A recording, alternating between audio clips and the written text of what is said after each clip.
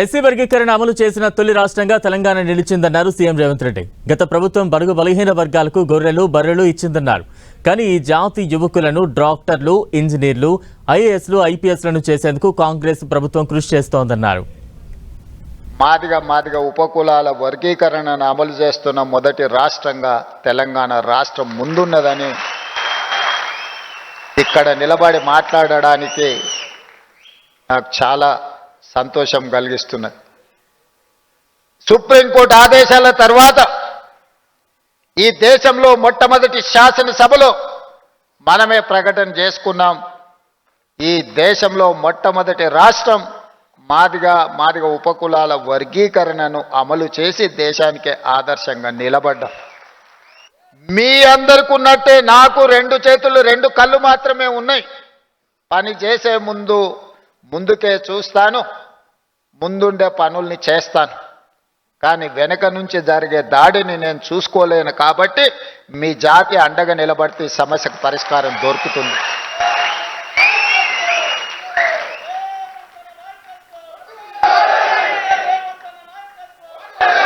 ఏదో ఒక రోజు ఏదో ఒక నెల కష్టపడితే ఈ సమస్యకు పరిష్కారం లేదు.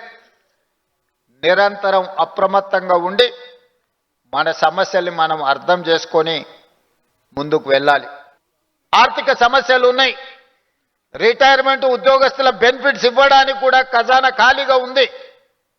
ప్రతి నెల 1000 మంది ఉద్యోగులు ఈరోజు యావరేజ్గా రిటైర్ అవుతున్నారు. ఒక ప్రభుత్వ ఉద్యోగి రిటైర్ అవుతున్నాడంటే రిటైర్మెంట్ బెనిఫిట్స్ 1 కోటి రూపాయలు దాదాపుగా చెల్లించాల్సిన పరిస్థితి.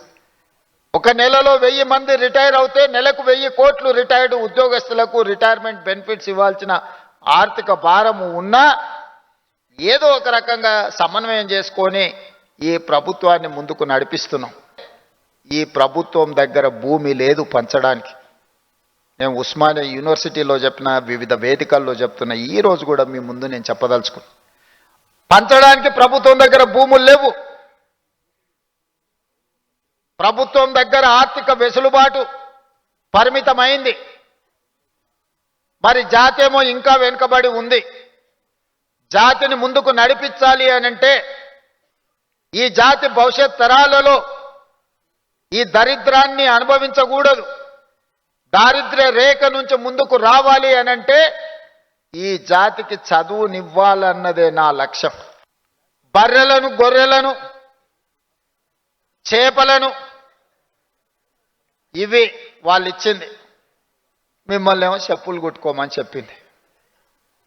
బర్రెల్ని కాసుకోవడము, గొర్రెల్ని పెంచుకోవడము, చేపల్ని పట్టుకోవడము, చెప్పులు కుట్టుకోవడము వీళ్ళు వచ్చి మనకు నేర్పాలనా?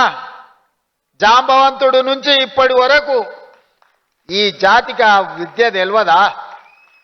నువ్వు కొత్తగా ఇచ్చింది ఏందని? వీళ్ళు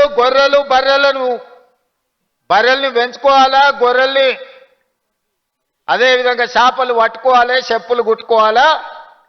మీ పిల్లలు మాత్రం రాజ్యాలు వెళ్ళాలనా? ఇదా మీ జాతి యొక్క ఆలోచన?